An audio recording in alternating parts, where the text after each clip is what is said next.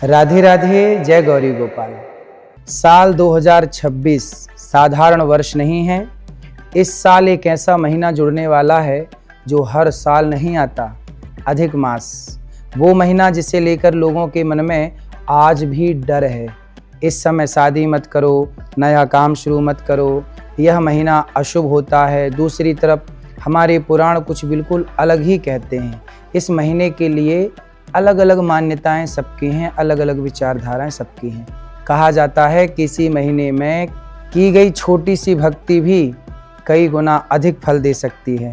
और सबसे चौंकाने वाली बात तो यह है, जिस महीने को लोगों ने मल मास कहकर ठुकरा दिया, उसी महीने को भगवान विष्णु ने अपना नाम दिया, पुरुषोत्तम मास।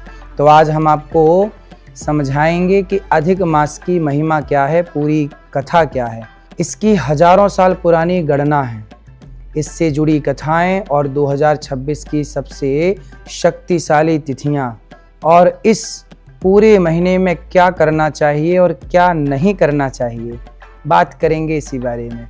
सबसे पहले यह समझते हैं कि अधिक मास आखिर आता क्यों है। हम लोग समय को बस तारीख और कैलेंडर से देखते हैं, लेकिन हमारी परंपरा, सनातन की परंपरा में समय को सूर्य और चंद्रमा की गति से, चाल से समझा गया है। इसी से हमारा पंचांग बना है। अब जरा ध्यान दीजिए, सूर्य के हिसाब से एक साल लगभग 365 दिनों का होता है, लेकिन चंद्रमा के हिसाब से वही वर्ष करीब 354 दिनों का, यानी हर साल लगभग 11 दिनों का अंतर रह जाता है।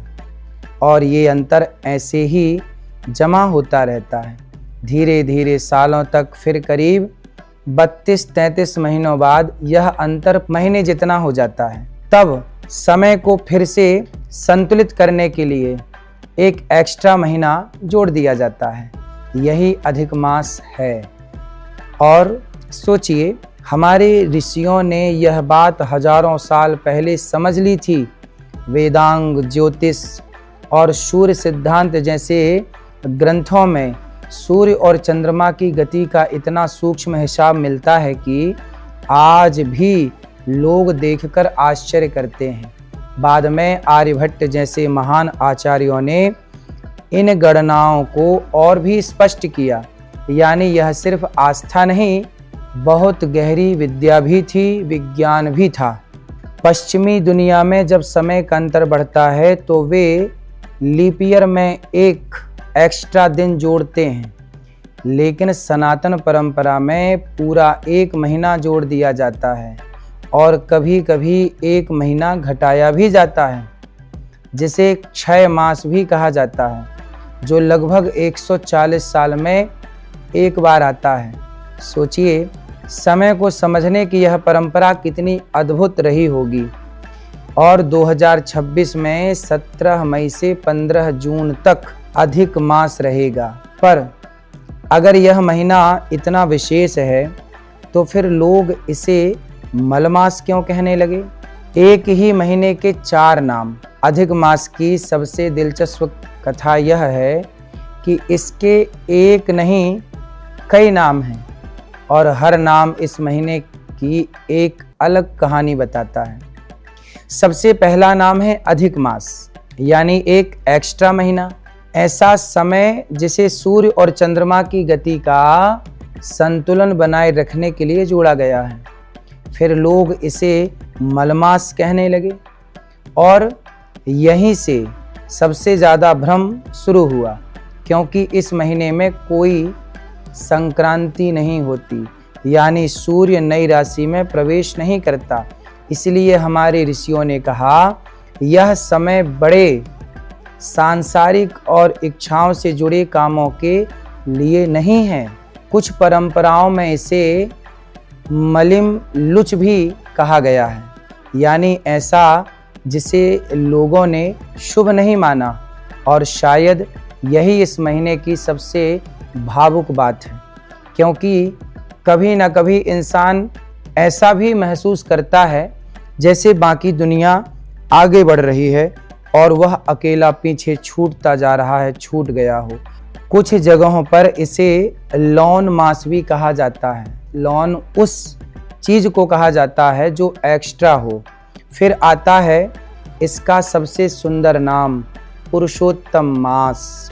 वैष्णव परंपरा से माना गया है कि भगवान विष्णु ने इस महीने को अलग नाम दिया है और पुरुषोत्तम शब्द से इसे संबोधित किया है। यह साधारण नहीं है। भगवद गीता में भगवान श्री कृष्ण स्वयं को पुरुषोत्तम कहते हैं, यानी सबसे श्रेष्ठ, सबसे उच्च। अब जरा सोचिए, जिस महीने को लोग अशुभ समझने लगे थे, वही भगवान के नाम से सबसे पवित्र माना जाने लगा। आखिर ऐसा क्या हुआ कि एक महीना भगवान का अपना महीना बन गया। अधिक मास को लेकर हमारी परंपराओं में कई कथाएं हैं। एक बहुत सुंदर कथा है जिसमें साल के बाकी 12 महीनों का अपना महत्व था, अपने देवता थे, लेकिन जब यह 13वां एक्स्ट्रा महीना आया तो उसका कोई देवता नहीं था, कोई उसे शुभ नहीं मानता था, इसलिए लोग उसे मलमास कहने लगे। दुखी होकर यह महीना भगवान विष्णु के पास पहुंचा और बोला कि प्रभु, मुझे कोई स्वीकार नहीं करता, सब मुझे अशुभ कहते हैं।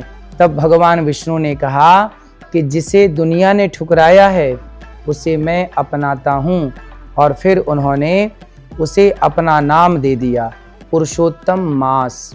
उसी पल मल मास बन गया पुरुषोत्तम मास।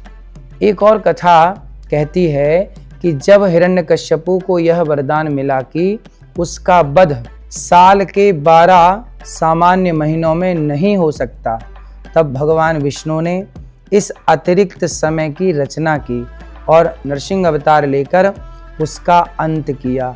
उसी दिव्य समय को आगे चल करके अधिक मास, पुरुषोत्तम मास और कुछ परंपराओं में दामोदर मास के रूप में भी माना गया है। फिर सवाल उठता है कि जिस महीने को भगवान ने अपना लिया, वही महीना आज भी लोगों को अशुभ क्यों लगता है? क्या यह महीना सच में अशुभ है? अगर ध्यान से देखें तो शायद समस्या अधिक मास में कभी थी ही नहीं। समस्या हमारी समझ में थी, क्योंकि हमने ठहराव को ही अशुभ समझ लिया। हम ऐसी दुनिया में जीते हैं जहां समय आगे बढ़ना और लगातार भागते रहना ही सफलता माना जाता है। इसलिए जब एक ऐसा महीना आया जिसने कहा थोड़ा रुक जाओ, तो लोगों ने उसे अशुभ समझ लिया। लेकिन हमारे शास्त्रों ने अधिक मास को डर का नहीं, भक्ति का समय माना है। इसलिए इस महीने में शादी, गृह प्रवेश, नया व्यापार जैसे बड़े सांसारिक कामों को थोड़ी देर के लिए रोकने की बात कही गई है। शास्त्रों में इन्हें काम्य कार्य कहा गया है, यानी ऐसे काम जहां इंसान दुनिया से कुछ पाना चाहता है। दूसरी तरफ जप, दान, कथा, सेवा और भक्ति को इस महीने में सबसे श्रेष्ठ माना गया है।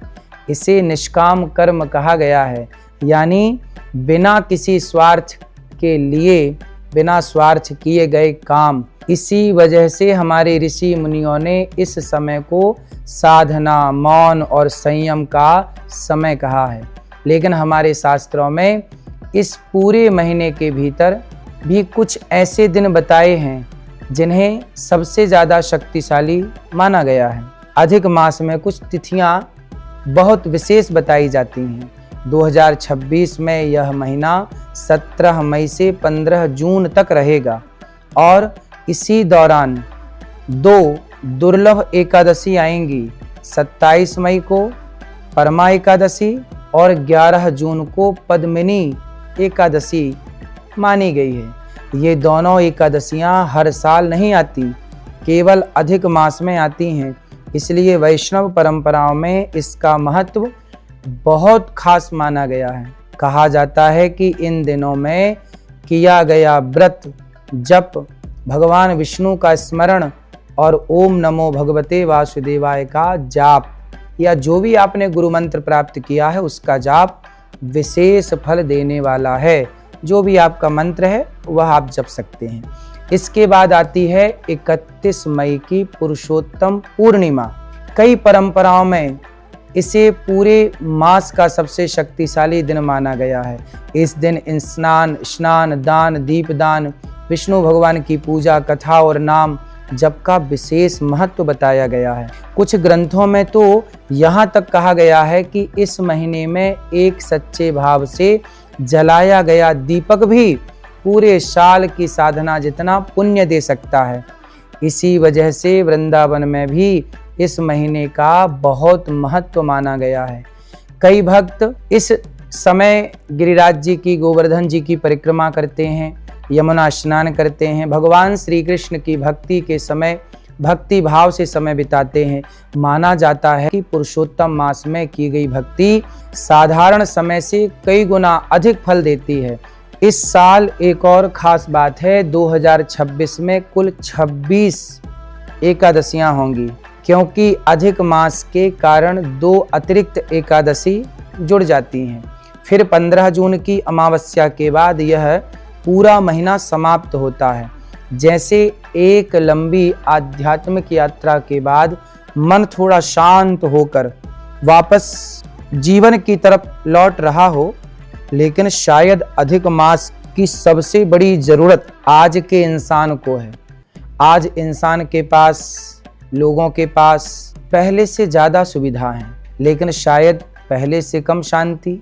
सब कुछ तेज हो गया है, फोन, इंटरनेट, जिंदगी, सुबह आंख खुलते ही स्क्रीन, रात को सोने से पहले भी स्क्रीन, और इनके बीच लगातार काम, चिंता और शोर। धीरे धीरे इंसान बाहर की दुनिया से नहीं, खुद से भी दूर होने लगता है। इसलिए अधिक मास आज पहले से ज़्यादा जरूरी लगता है, क्योंकि यह सिर्फ धार्मिक महीना नहीं है, यह खुद को थोड़ा रोक कर देखने का समय है।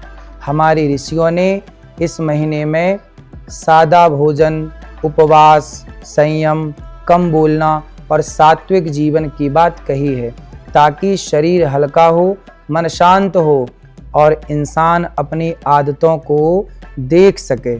खासकर गृहस्थ जीवन जीने वाले लोगों के लिए यह महीना भक्ति और आध्यात्म चिंतन पर ध्यान देने का अवसर माना गया है। कई परंपराओं में इसे बहुत शक्तिशाली और पुण्य देने वाला समय कहा गया है, जहाँ जप, दान और साधना मनुष्य के स्पिरिचुअल कनेक्शन को और गहरा कर सकते हैं। हालांकि संत यह भी कहते हैं, जो व्यक्ति हर दिन सच्चे मन से भगवान को याद करता है, उसके लिए यह महीना ही पुरुषोत्तम मास है। और शायद यही इसकी सबसे बड़ी सीख है। हर समय भागते रहना ही जीवन नहीं है, कभी कभी रुकना भी ज़रूरी है। कम शोर, कम भाग दौड़ और थोड़ा भीतर देखना भी, क्योंकि कई बार इंसान बाहर की थकान से नहीं, अंदर के शोर से परेशान होता है। और जब इंसान सच में रुकना सीखता है, तब उसके मन में एक सवाल आता है, अगर यह महीना इतना पवित्र माना गया है, तो इसमें भगवान से जुड़ने का सही तरीका क्या है?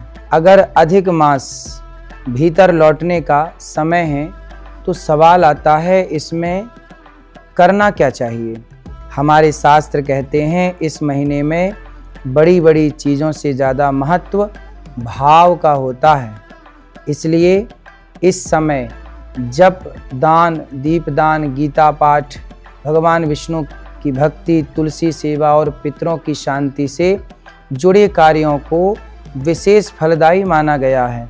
पद्म पुराण में तो यहाँ तक कहा गया है कि इस महीने में जो जलाया गया एक छोटा सा भी दीपक है, वह भी विशेष पुण्य देने वाला माना जाता है।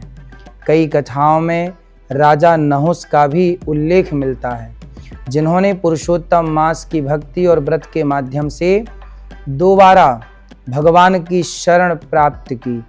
इसी वजह से कई परंपराओं में इस महीने को सिर्फ पूजा का नहीं, बल्कि आत्मचिंतन और भीतर के बदलाव का समय भी माना गया है। 31 मई को अधिक मास की पूर्णिमा है और इसे पितृ शांति के लिए साल की सबसे महत्वपूर्ण तिथियों में से एक माना जाता है। इस बार अधिक मास 8 साल बाद ज्येष्ठ के महीने में आया है, इसलिए इस दौरान किए गए पूजा पाठ और अनुष्ठानों को और भी अधिक प्रभावशाली माना जा रहा है। कई परंपराओं में भगवान विष्णु को पितरों से भी जोड़ा गया है और इसी कारण पुरुषोत्तम मास की पूर्णिमा पर पितृ तर्पण, दान और शांति अनुष्ठानों का विशेष महत्व बताया गया है। अंत में, अगर व्रत न रख पाएं तो अधिक मास का फल नहीं मिलता। अधिक मास में कौन से दिन व्रत रखने से सबसे ज़्यादा फल मिलता है? अधिक मास सिर्फ एक धार्मिक महीना नहीं है, यह वह परंपरा है जब इंसान थोड़ी देर रुककर भगवान को याद करता है, अपने मन को शांत करता है और उन पितरों को भी स्मरण करता है जिनकी वजह से उनका यह जीवन सुखमय है, पूरी पीढ़ी और जीवन आगे बढ़ रहा है।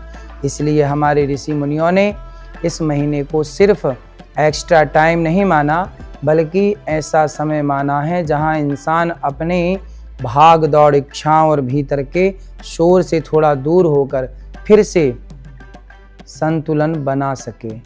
और शायद यही अधिक मास की सबसे बड़ी बात है। यह हमसे कोई बहुत बड़ा काम नहीं मांगता, यह बस कहता है थोड़ा धीरे चलो, थोड़ा भगवान को याद करो और थोड़ा खुद से फिर से जुड़ जाओ। राधे राधे। ओम नमो भगवते वासुदेवाय। महाराज जी, क्या अधिक मास में बाल कटवा सकते हैं? यदि आप अनुष्ठान में हैं, पूजा का संकल्प लेकर बैठे हैं महीने भर के लिए, तो मत कटवाइएगा। और यदि आपने 1 दिन का 2 दिन का इस माह में अनुष्ठान लिया है, और ये कोशिश करिए कि ना ही कटवाइए, पर अनुष्ठान है तो मत करवाइए, और अनुष्ठान नहीं है तो आप कटवा सकते हैं। महाराज जी, अगर व्रत ना रख पाए तो क्या अधिक मास का फल नहीं मिलता?